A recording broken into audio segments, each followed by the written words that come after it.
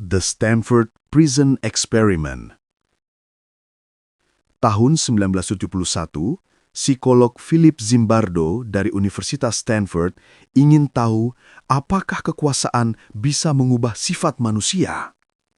Ia mengubah ruang bawah tanah universitas jadi penjara dan memilih 24 mahasiswa, setengah jadi tahanan, setengah jadi penjaga. Hari pertama, semuanya terlihat biasa. Tapi hari kedua mulai kacau.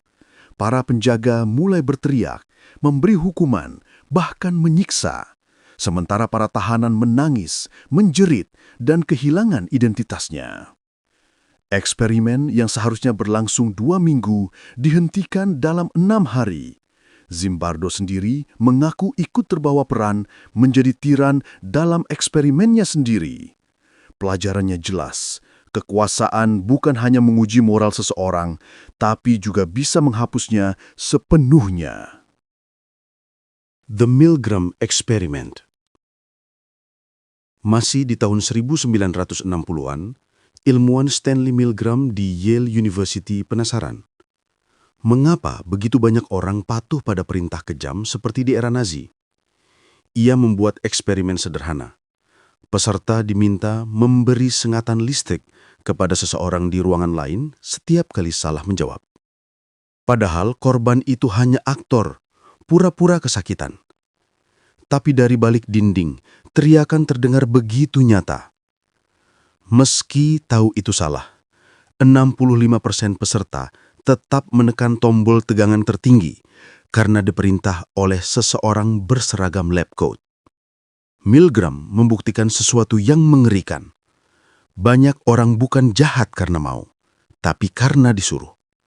Dan dalam sistem yang salah, ketaatan bisa lebih berbahaya dari niat jahat. The Monster Study. 1939 di Iowa. Sebuah eksperimen bicara dilakukan pada anak-anak yatim. Mereka ingin tahu apakah gagap bisa dihilangkan atau justru ditanamkan. Kelompok pertama diberi pujian saat berbicara lancar. Kelompok kedua dihina setiap kali salah ucap, dipermalukan di depan teman.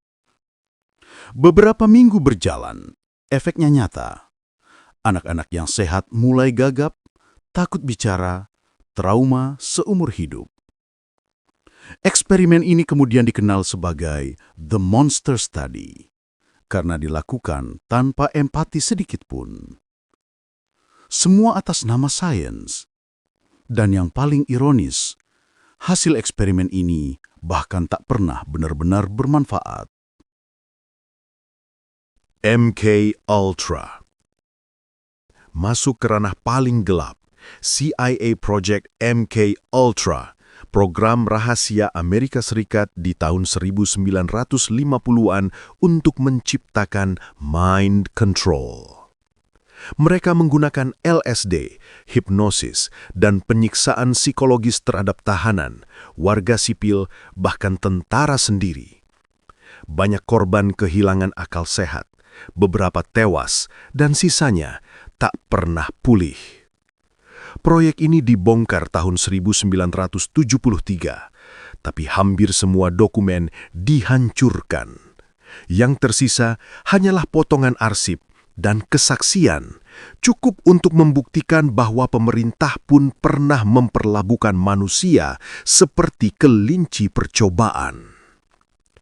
MK Ultra bukan hanya aib bagi sains, tapi bukti nyata bahwa rahasia paling gelap tak selalu ada di bawah tanah, kadang ada di balik gedung pemerintahan.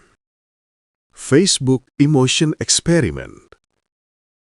Kalau kamu pikir eksperimen seperti itu sudah berakhir di masa lalu, pikir lagi. Tahun 2014, Facebook diam-diam memanipulasi ribuan timeline pengguna.